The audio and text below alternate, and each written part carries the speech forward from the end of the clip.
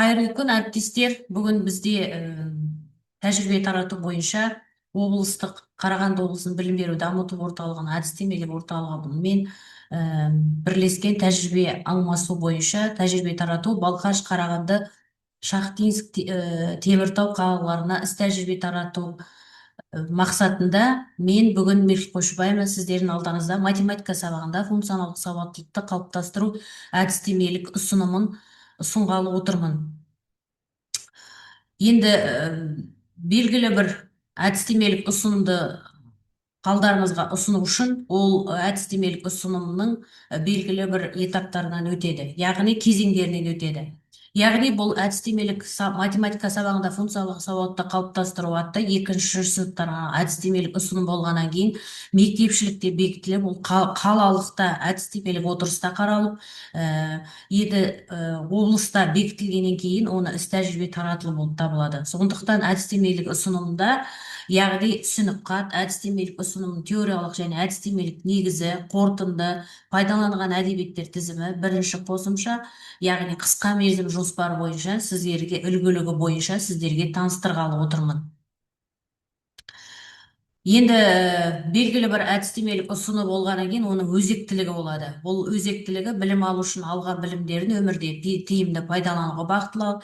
Егер яғни олар бұрын біз білімді ережені жаттап алу, ережелерді қайталап айту, үлгілік бойынша есептер шығару болса, ал бүгінгі таңда бұның құндылығы өмірдегі жағдаяттарды қолдана білу. Оқыту мазмұны мен әдістемесі функционалдық сауаттылықты дамытуға бейімделген өмірлік жағдаяттарға негізделген тапсырмалар жүйесі ұсынылған. Акты мен заманауи цифрлық ресурстарды пайдалану тәсілдері негізделген. Білім алушылардың жас ерекшелігіне сәйкес сатыланған тапсырмаларды кешені жасалған. Яғни математика сабағын тек теориялық білім құралы емес, практикалық өмірлік жағдайларда қалыптастырып, тетігі ретінде қалыптастыруға негізделген. Енді бұл әдістемелік ұсыным бойынша күтілетін нәтижелер. Мен бұл әдістемелік ұсынымда 7 бағыт бойынша күтілетін нәтижені өзім ұсындым. Яғни білім алушы логикалық сыни тұрғыдан ойлауды дамиды. Математикалық білімді күнделікті өмірде байланыстырып отырып қолдануға үйренеді. Практикалық дағдыларды қалыптастыруға бағытталған тапсырмалар жүйесі ұсынылады. Яғни бұл мақсаттан шығады. Яғни мақсатымыз бұл бастауыш сыныпта математика сабағы арқылы білім алушылардың функционалдық сауаттылығын қалыптастыруға, алған білімдерін өмірлік жағдайда қолдана білуге, үйретуге және математикалық ойлау деңгейін дамытады. Яғни күтілетін нәтижеге бармас бұрын, яғни міндеттер жүктеледі. Яғни білім алушыны логикалық және сыни тұрғыдан ойлауын дамыту, математикалық білімді күнделікті өмірмен байланыстыра отырып үйрету, практикалық дағдыларды қалыптастыруға бағытталған тапсырмалар жүйесін ұсыну, мұғалімдерге тиімді әдіс тәсілдер мен әдістемелік нұсқаулар беру, акты құралдарын пайдалану арқылы білім алушылардың пәнге қызығушылығын арттыру, топтық, жұптық, жеке жұмыс арқылы бірлесіп ойлау және қарым-қатынас мәдениетін яғни дамыту. Бағалау жүйесін жетілдіру арқылы білім алушыларда жетістіктерін жан-жақты қадағалау. Осыдан келіп, яғни осы міндеттерден күтілетін нәтиже. Яғни әдістемелік ұсынымның ең соңында менен күтілген нәтиже ұсыным бойынша білім алушы логикалық сыни тұрғыдан ойлау дамиды. Көріп тұрғандарыңыздай математикалық білімдерін күнделікті өмірде байланыстыра отырып, оны өмірде қолдануды үйренеді. Практикалық дағдыларды қалыптастыруға бағытталған тапсырмалар жүйесі ұсынылады. Мұғалімдерге тиімді әдіс тәсілі мен әдістемелік нұсқаулар беріледі. Акты құралдарын пайдалану арқылы білім алушылардың пәнге қызығушылығы артады. Топтық, жұптық, жеке жұмыс арқылы бірлесіп ойлау, қарым-қатынас мәдениеті дамиды. Бағалау жүйесін жетілдіру арқылы білім алушы жетістіктерін жан-жақты қадағалауға мүмкіндік береді. Яғни бұны енді біз қай жерде пайдаланамыз? Әдістемелік ұсынуды қолдану аясы, яғни жалпы білім беретін мектептерде бастауыш сыныптарға арналған, яғни әдістемелік бірлестіктерде, педагогикалық кеңестерде пайдалануға болады. Енді әдістемелік ұсынып, бұл жас мамандарға кәсіби шеберлігін арттыру әдістемелік ұсыным ретінде ұсынылуға болады.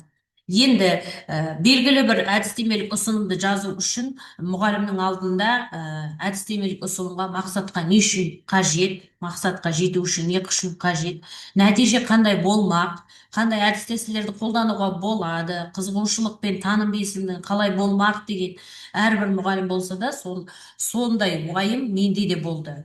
Яғни оқыту реттілігін қалай жоспарлау керек, білім алушыда нені зерттеу қажет, апробация қалай болады, функционалдық сауаттылықтың мәні неде болады. Осы жағдайлардың барлығы әдістемелік ұсынымда менің бірінші кезекте қойылған сұрағым болды.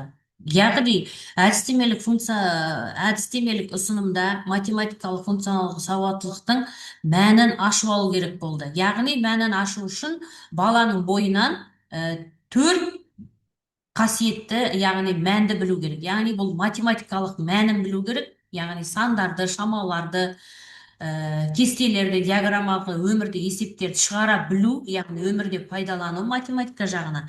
Екінші жағынан бұл педагогикалық, яғни мұғалімнің міндеті болу керек. Соған математикалық мәндегі тапсырмаларды өмірлік жағдайларда байланыстыра отырып жеткізу.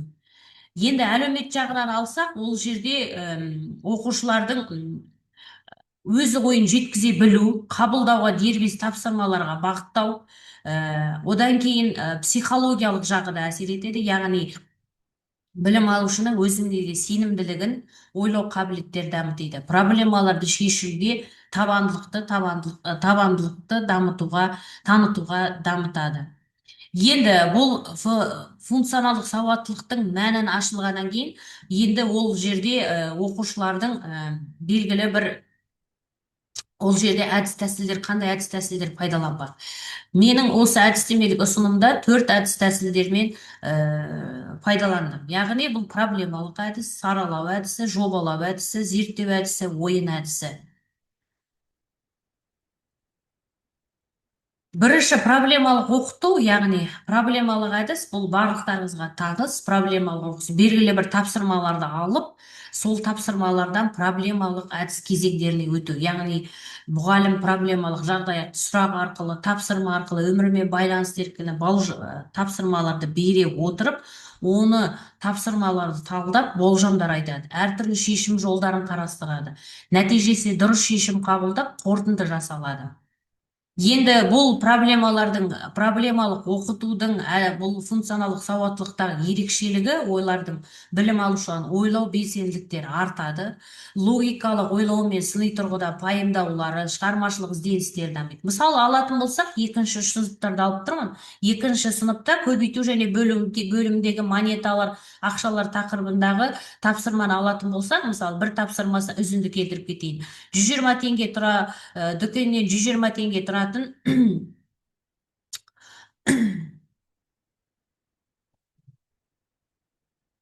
120 теңге тұратын 3 дәптер сатып алдым. Саған 500 теңге берілді. Қанша ақша төлеп қайтарамыз деген сиқатты тапсырма бар. Бұл функционалдық сауаттылыққа берілген тапсырма деп қараймыз. Бұл жердегі проблемалық сұрақ, проблемалық оқыту арқылы бұл есепте білім алушы ақшаны санауға, азайту амалының тұруына байланыстыруға жетелейді. Келесі бұл саралау. Саралау әдісі бұл көп мұғалімнің ұнататын әдісі. Бұл саралау оқыту әдісі практикада 3 деңгейдегі тапсырмалар беруге болады. Мысалы, бірінші саралау арқылы сабақта тапсырмаларды саралап бересіз. Бірінші деңгейде қарапайым қосу, азайту, екінші деңгейде көбейту, бөлу, үшінші деңгейде тұрмыстық жағдайларға байланысты тапсырмаларды саралап беруге болады. Яғни бұл саралап оқыту әдісі логикалық тапсырмаларды деңгей бойынша орындауға, яғни қабілеттерін деңгейлік бойынша, қарқынды бойынша тапсырмаларды бірдей орындамайды, бірдей уақытта, әртүрлі уақытта дайындайды. Сол уақыттарды орындаған кезде қиындық көретін білім алушыларға көбірек уақыт бөлінеді сізде. Одан кейін жобалық зерттеу әдісі бұл ұстаз үшін зерттеу әдісі ең маңызды, яғни ерекшелігі бұл білім алушылардың топтық және жекелей жұмыстарды ынтымақтастықты қалыптастырады. Яғни сұрақ қою арқылы, мәлімет жинау арқылы нақты бір дайын өнімді ортаға салу, оны диаграммаға салу, сызба, презентация жасау сипатты тапсырмалар. Мысалы, үшінші сыныптан алайық, көбейту бөлу бөлім бойынша өлшемдерді жобалау зерттеу әдісі бойынша мынандай тапсырма беруге болады. Білім алушыға үшінші сыныпта ағаштарды, мектеп ауласындағы ағаштарды санау тапсырмасын алсаңыз, білім алушыға түрлерінің биіктігін өлшейді, ол жерде мәліметтерді жинақтайды, оны диаграмманы ұсынуды талап етесіз, өлшеуді талап етесіз, олардың қанша ағаштың түрлері бөлінгенін, яғни бұлар зерттейді де ең соңында диаграммаға салып, оны жобалық қып қорғаса, бұл зерттеу әдісіне жатады. Бұл төртінші әдіс, бұл ойын әдісі. Ойын әдісі, яғни бұл балалар үшін өте маңызды әдіс. Яғни ойын әдісі әрбір мұғалім өзінің ойын шарттарын түсіндіреді. Түсіндіргеннен кейін білім алушылар тапсырмалар орындайды. Нәтижелерінде жаңағы жеңімпазды анықтауыңыз мүмкін, олимпиадаға дайындық ретінде алуға болады. Яғни ойын әдісі математикада ең қызықты, түсінікті етіп алуға болады. Яғни пәнге деген қызығушылығын арттыра отырып, осы ойын әдісі арқылы функционалдық сауаттылықты да дамытуға болады. Енді бұл әдістерді пайдалана отырып, менің күтілетін нәтижемде үш зат сіздің міндетіңізде болады. Оқу мақсаты, функционалдық сауаттылық, күтілетін нәтиже. Осы арқылы, яғни сіздің қымыжыңызда, яғни сабақ тақырыбында оқу бағдарламасына сәйкес, оқу мақсаттарына сәйкес функционалдық сауаттылықта күтілетін нәтижені жазып қоюларыңызға болады. Яғни мысалы алатын болсақ, екінші сыныпта өзім туралы бөлімдегі сабақ тақырыбындағы санды бірнеше бірліктерге арттыру, кемітуге берілген есептер тақырыбындағы мақсатта, оқу бағдарламасында мақсатта, яғни көріп тұрғандарыңыздай, ол жерде күнделікті өмірде мен арифметикалық тапсырмаларды орындай отырып, дәлдік өлшем бірліктерін біледі.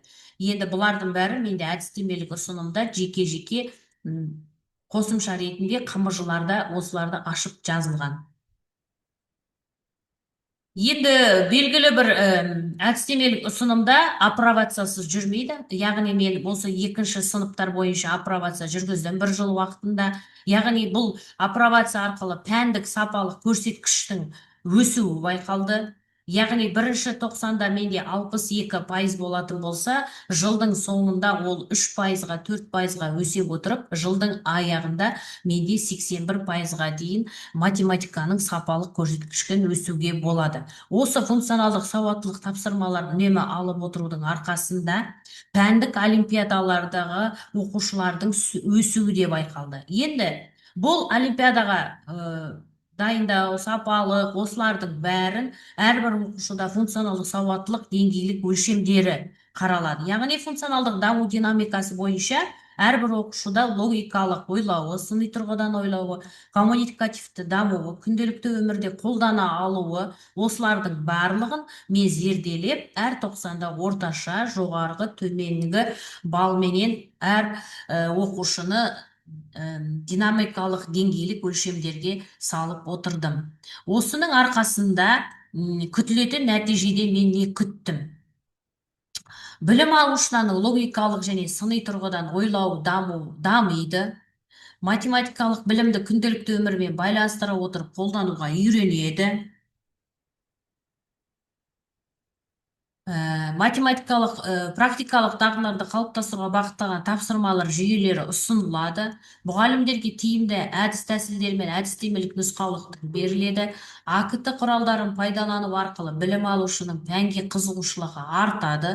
Топтық, жұптық, жекелей жұмыстар арқылы бірлесе отырып қарым-қатынас мәдениеті дамиды. Бағалау жүйесін жетілдіру арқылы білім алушының жетістіктерін жан-жақты қадағалауға мүмкіндіктер беріледі. Яғни күтілген нәтиже бойынша әрбір оқушыда, әрбір екінші сыныптар бойынша, қазір менде үшінші сынып, екінші сынып бойынша логикалық және сыни ойлауы әрбір жарты жылдық бойынша диаграммалық кестеге салынып көрсеткіштерін көріп отырсыздар. Өмірмен байланыстыра алу, есептерді, бағытталған тапсырмаларды бірдейтілікте орындау, әдіс тестілерді тиімді пайдалана отыру, пәнге деген қызығушылық, бірлесіп ойлауы, жетістіктерді қадағалау осылардың көрсеткіштерінің сапалық деңгейінің жайлап көтерілгенін көріп отырсыздар. Яғни топтық жекелей жұмыс арқылы бірлесіп ойлау қарым қатынас мәдениеті дамиды. Бағалау жүйесін жетілдіру арқылы білім алушы жетістіктерін жан жақты қадағалауға мүмкіндік береді. Енді бұл тапсырмаларды іс тәжірибеде пайдаландық. Іс тәжірибеде республика бойынша, яғни бастауыш мұғалімдеріне арналған бастауыш сынып білім алушыларының функционалдық сауаттылығы факсилациялық сессияда, яғни мен математика сабағы функционалдық сауаттылықты қалыптастыруға арналған тапсырмаларды талдау тақырыбында іс тәжірибе бөлістім.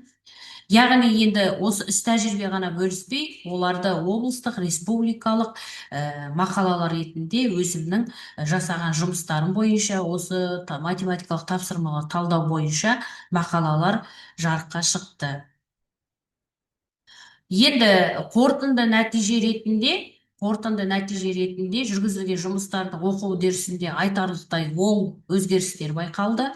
Яғни көріп отырсыздар, үлгерім өсімі, математика сабағында қызығушылықтың артуы, оны өмірде қолдана білуі.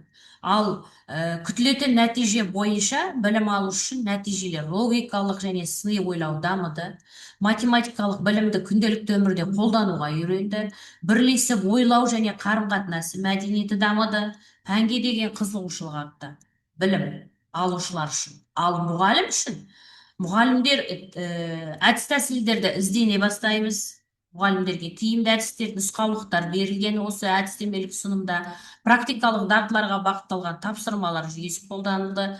Бағалау жүйесі жетілдіріп, оқушы жетістіктерін жан жақты қадағалауға мүмкіндік туды. Енді белгілі бір әдістемелік ұсынымнан кейін сабақ болсын, қандай шебер сабақ болсын, рефлексия жүргізіледі. Мен сіздердің алдарыңызға қ әдісін ұсынылып отырмын. Яғни бүгін мен айтқан әдістемелік ұсыным бойынша не құнды сіз үшін, не қажет, не қызық. Осы үш сөзді пайдалана отырып, бір сөйлеммен осы бүгінгі менің айтқаным бойынша, әдістемелік ұсыным бойынша қорытындылауларыңызға болады. Сіздер үшін не құнды болды, не қажет болды, не қызық болды.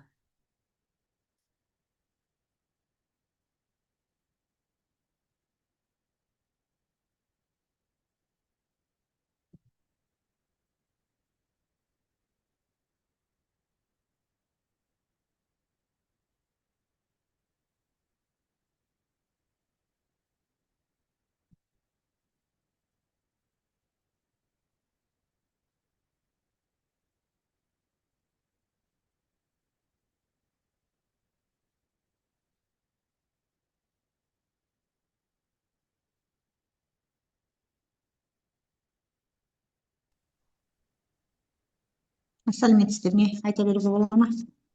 Бұл жерде Меркүл Қойшыбаевнаның жұмысындағы құнды зат ол тәжірибесі, қажет, өзімізге қажет деп алған функционалдық сауаттылыққа байланысты тапсырмалардың легі.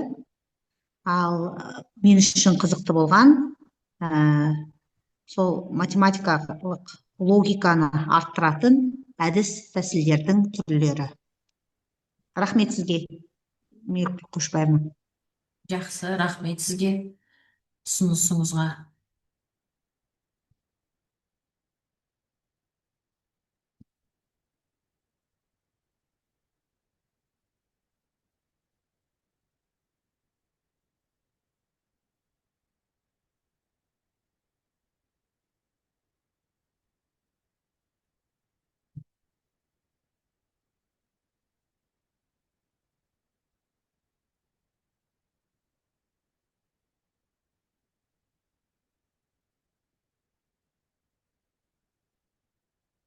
Енді осы күтілетін нәтижелер бойынша математикалық сауаттылығында сабағында функционалдық сауаттылықты қалыптастыруда екінші сыныптарға әдістемелік ұсынымда бұл күтілетін нәтижелердің басында міндет қылып қойғанбыз. Осы міндеттер арқылы күтілетін нәтижелерді бұны бір күнде жасалмайды. Осы күтілетін нәтижелер жыл бойы жүргізілу керек. Жыл бойында, оқу жылында, яғни логикалық сыни тұрғыдан ойлауды дамиды деп күтілу нәтижесінде қарастырылғандай, бұлардың бәрі математика сабағында әр тақырыптарға жеке-жеке берілген. Мысалы, біз алатын болсақ, шамалар арасында тәуелділікті алатын болса, бұл практикалық дағдыларды қалыптастыруға. Ал күнделікті өмірмен байланыстырып отырып қолданылатын есептер, яғни бізде математиканың сабағында, әсіресе 3-ші сыныптың сабақтың барысында, яғни логикалық сыни тұрғыдан ойлауға берілген тапсырмалар болады. Біз енді көбінесе сол тапсырмаларды сабақта үлгермейміз, өйткені бізді сабағымыз шектеулі бір уақытпен берілгендіктен, бірақ та енді осыны біз сабақ барысында логикалық сыни тұрғыдан ойлауға дамыған тапсырмаларды бере отырсақ, балалардың бойында функционалдық сауаттылыққа қалыптасатын тапсырмалар арқылы, яғни пәнге деген қызығушылықтарын арттыра аламыз. Енді ол жерде тек қана балалар өздері күнделік тапсырмаларды біз ғана беріп қоймаймыз. Олар білім алушылар, яғни бағалау жүйесі арқылы олар өздерінің жан-жақты дамуының қалыптасуына мүмкіндік алады. Білім алушының жетістіктері жан-жақты қадағалауларына мүмкіндік беріледі. Енді мен сіздерге бүгін барысында өзімнің әдістемелік ұсыным бойынша сіздерге қысқа нұсқа берілдім. Осы басында алған мақсаттарым бойынша өзімнің әдістемелік ұсынымды сіздердің алдарыңызда тәжірибе таратып отырмын. Яғни мақсатқа жету үшін не қажет болды, нәтиже қандай болмақ, әдіс тәсілдер, қызығушылығын танымдық қалай болды, білім алушыдан зерттеу не қажет болды, оқыту реттілігін қалай жоспарлау керектігін, яғни нәтижеде жетістіктерді көруге болады. Яғни жұмыста біз апробациялық бөлімде бір сыныптың математика бір сабақта, яғни оқушылардың бойындағы функционалдық сауаттылықтарының жүргізілген жұмыстарының сабақ барысында үдеріліктерінің оң нәтижелерінің байқалғандығын көруге болады. Үнемі пайдалансаңыздар, пән бойынша жалпы өзінің ойлау қабілеттерінің жақсарғандығын байқайсыздар. Оқушылардың математика пәніне деген танымдық қызығушылығының белсенділігін артқанын байқауға болады. Яғни осы арқылы, есептер арқылы математикадағы білімдері шынайы өмірде қолдана білу қабілеттерінің жоғарылығын байқалғанын байқауға болады. Енді сіздерге мен жаңа құндылық қажет, қызық деп бердім, яғни қорытынды бөлімде, рефлексия бөлімінде. Яғни өздеріңізге осы менің жасаған әдістемелік ұсынымым қажет болса, яғни әдістемелік сіздерге іс тәжірибемдегі зерттеуде қорытынды нәтижелерден қажетті өзіме түртіп аламын десеңіздер, менің әдістемелік ұсынымды қолдауларыңызды сұраймын. Енді бүгінгі арналған математика сабағына функционалдық сауаттылық қалыптастыру әдістемелік ұсынымның қорғауға арналған әдістемелік таратылу реттілігін осымен аяқтаймыз.